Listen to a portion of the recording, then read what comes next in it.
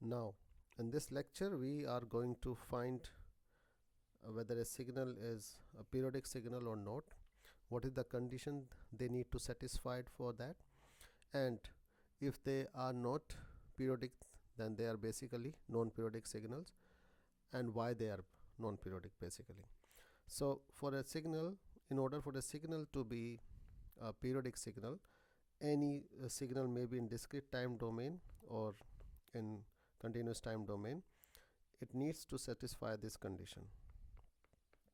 So what we are doing basically here is that for periodicity the signal must satisfy this condition xt equals to xt plus capital T, and what that means is that T is period of the signal. So if capital T is the period of the signal and we are shifting the time, or can say the independent variable, by a value which is equals to period of the signal, then the signal is a periodic signal, and if it doesn't satisfy this condition then it's a non-periodic signal.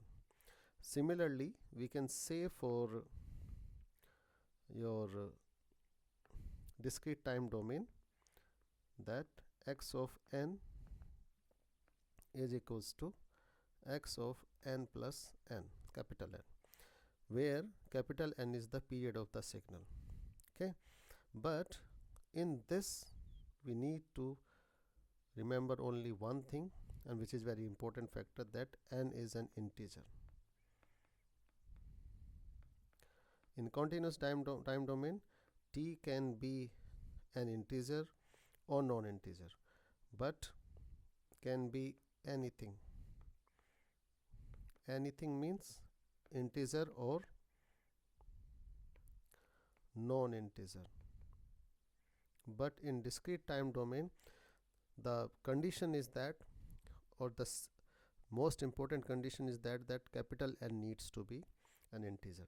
Now if the signal don't satisfy this condition, what that means, xt not equals to xt plus T, capital T, or x of n not equals to x of n plus capital N, then it's a non-periodic signal, or in some places we call it a periodic signal, which is not a periodic signal basically. Okay, so let's take an example with respect to it. So first example with respect to continuous time domain, let's take, so it's, let's say x of t is equals to j 10 t. So we can say that it's basically looking at, please go through the last video with respect to how this is coming equals to e raised to the power j pi by 2, and this is your j 10 t. Okay, so more precisely we can write it as 10 t plus pi by 2. Now remember, pi by 2 is the phase difference. So when we are calculating the time period of a signal, we are not looking at whether how this phase is going to affect it, we are just looking at the time period. So for calculation of time period we are going to use this factor.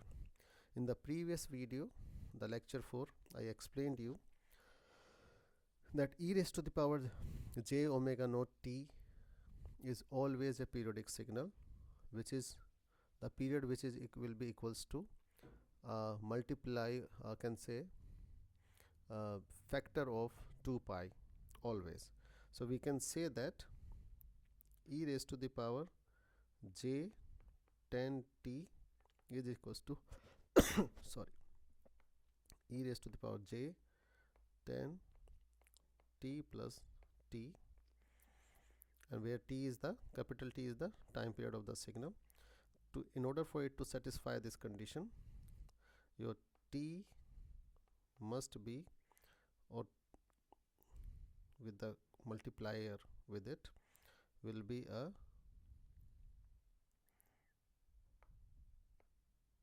sorry for that, we are shifting it in t. So then t must be equals to 2 pi m, where m can take values from 1, 0, 1, 2 and 3, which means capital T is equals to 2 pi by 10 m, which is equals to pi by 5 m. So the first value which it can take is m equals to 0, but usually, or if you are putting m equals to 0, then t will be equals to 0, which is not a valid answer. So for time period calculation, we usually don't use m equals to 0. There will be some special cases where we might use it, but not here. Then we have to take the next value. So t will be equals to 2 pi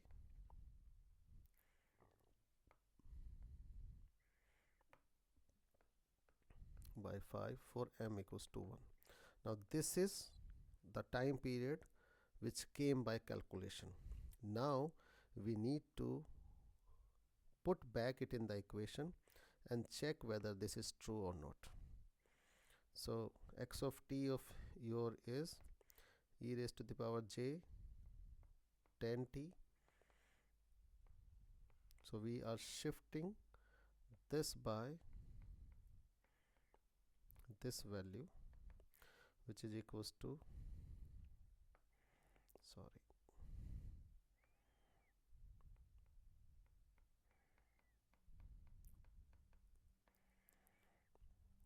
e raised to the power j 10t into e raised to the power j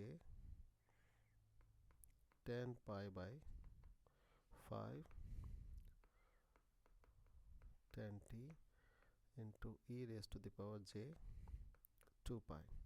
So this factor is coming like this factor. The only difference is this, so we can solve it separately.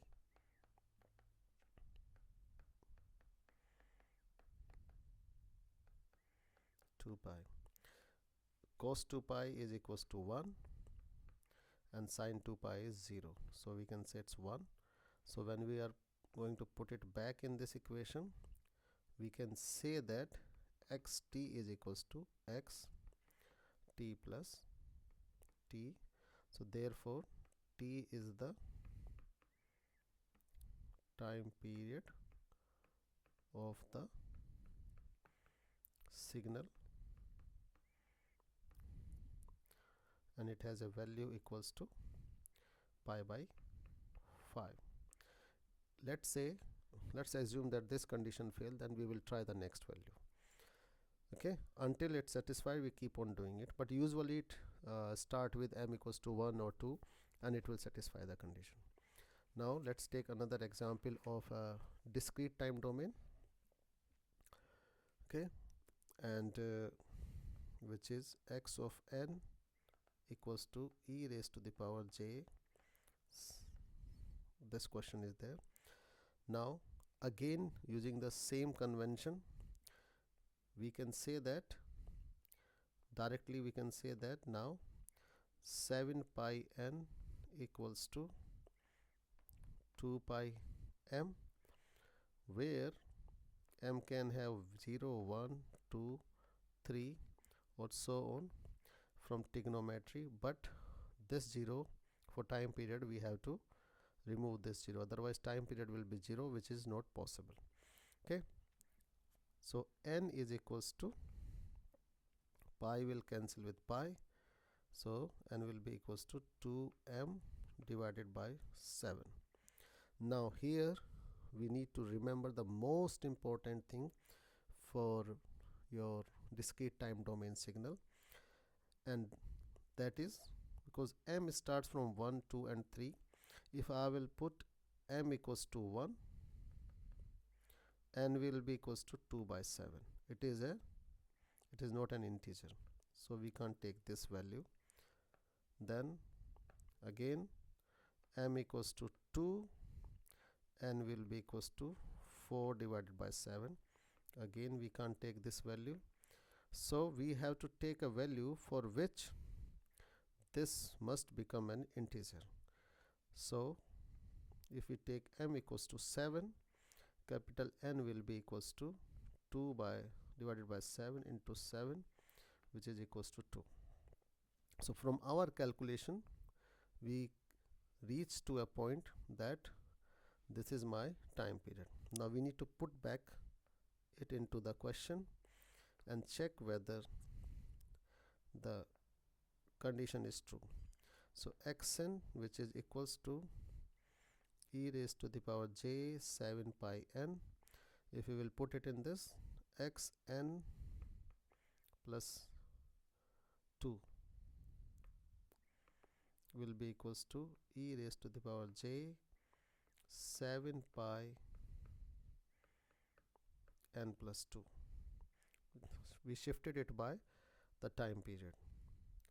Now put it back, it will be j 7 pi n into bracket, it will be 14 pi. Okay, now again try to solve it separately.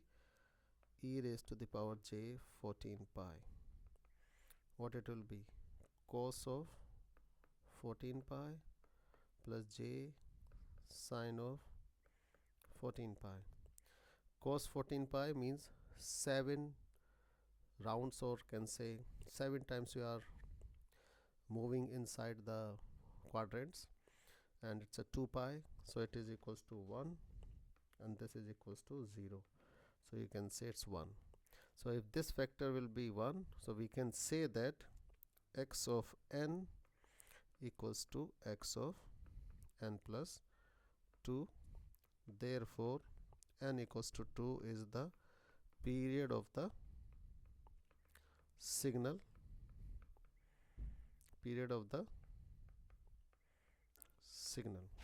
okay. So in this way you need to find the period of a continuous time domain signal and a discrete time domain. Remember always for discrete time domain signal that your period needs to be integer, okay. Even if it's coming a multiply of pi, it's not an integer, because pi is 22 divided by 7, or you can say 3.14. Thank you. In next video we are going to do some calculations with respect to the questions based on energy and power signals. Thank you.